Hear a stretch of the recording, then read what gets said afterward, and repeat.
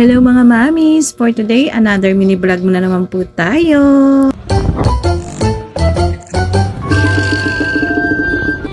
Hello mga mamis! Nakapag-try na rin po ba kayong gumawa ng homemade chicken tocino?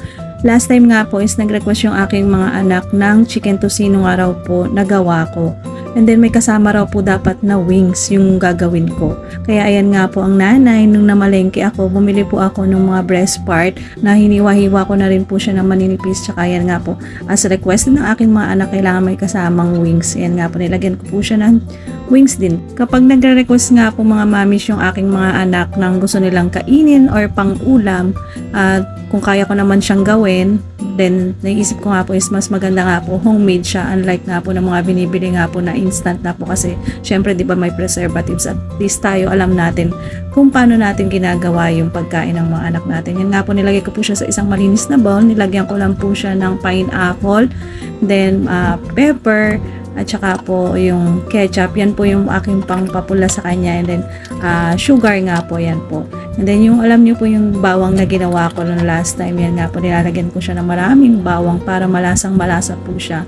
Ang bango-bango habang ginagawa ko siya, yung parang natatakam na ako sa lasa at saka sa amoy nito, kasi ang bango nga po pag marami talagang bawang. Ayan naman po, as you can see naman po mga mamis, di ba pulang-pula na siya.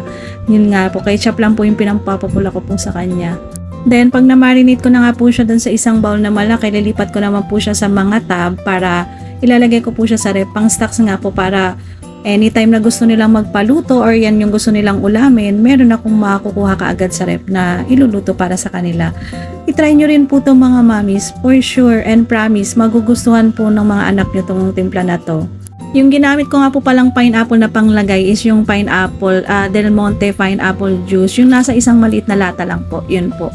And kung tatanungin nyo naman po kung ilang kilo po yan chicken na ginamit ko, 1 kilo lang po yan yung breast at saka po yung chicken wings. Pinagsama ko na nga po kasi gusto nga po ng mga bata is may chicken wings nga raw po. Yan po, nakita nyo naman po.